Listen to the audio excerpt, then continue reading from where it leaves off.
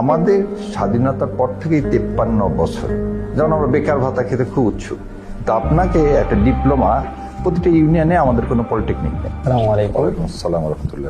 First of all আমার question হচ্ছে যে আপনারা বাংলাদেশ জামাত ইসলামী তাদের ইশতেহারে বলে যে ক্ষমতায় গেলে তারা বাংলাদেশের বেকারত্ব একটা অভিশাপ সেটা দূর করবে, এবং সেটা দূর করে তারা এরকম কি অপার সম্ভাবনা দেখছে যে এই সরকার পূর্বের সরকার পারে নাই, তারা সেই বেকারত্ব দূর করবে, লেখাপড়া শেষেই তারা কাজ হাতে তুলে দিবে, এরকম কি সম্ভাবনা তারা দেখছে যে তারা এসেই এটা করে ফেলবে? ধন্যবাদ আপনাকে। আপনার নাম জানি না, প্রথমে আপনার নাম বলতে হতো। আপনার নাম কি? আমার নাম মোহাম্মদ তারিক হাসান। কোথায় থেকে পড়াশোনা করছি মানাদাত ইন্টারন্যাশনাল ইউনিভার্সিটি। আচ্ছা, কোন সাবজেক্ট? ল ডিপার্টমেন্ট। আলহামদুলিল্লাহ, আমি ব্যারিস্টার শাহরিয়ার।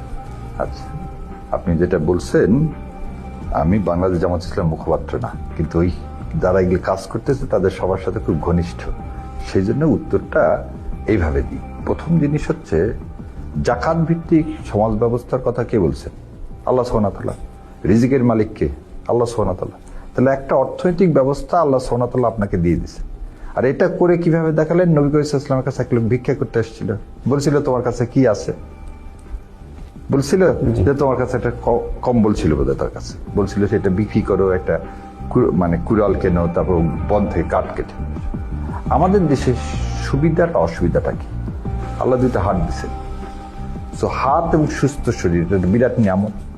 আর আপনি নিয়ামতগুলোকে কাজে লাগাতে হবে। কারণ কাজে লাগানোর জন্য কি, আমাদের স্বাধীনতার পর থেকেই 53 বছরে যেমন আমরা বেকার ভাতা খেতে খুব উৎসুক, তা আপনাকে একটা ডিপ্লোমা প্রতিটা ইউনিয়নে, আমাদের কোনো পলিটেকনিক নেই।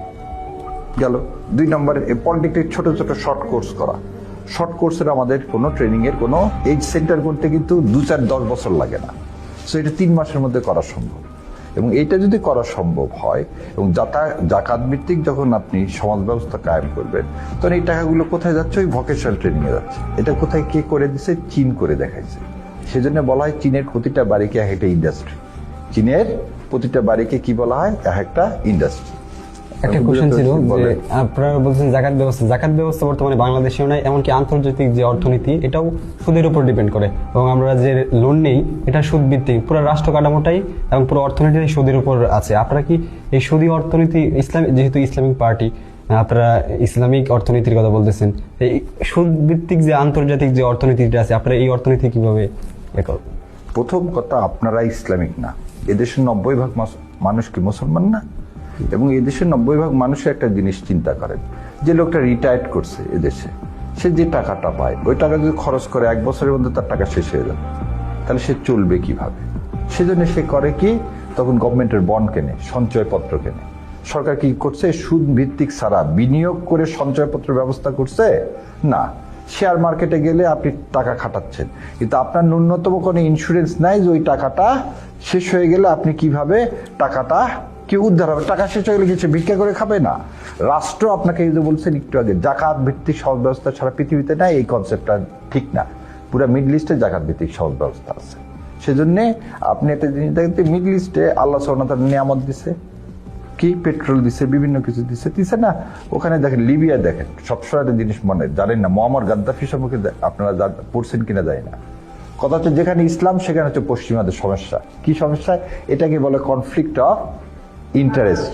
এই কনফ্লিক্ট অফ ইন্টারেস্টটা কি? পুঁজিবাদী সমাজ ব্যবস্থা আর ইসলামী সমাজ ব্যবস্থা। ইসলামী সমাজ ব্যবস্থা এবং পুঁজিবাদী সমাজ ব্যবস্থা দুটাই থাকবে সমাজে।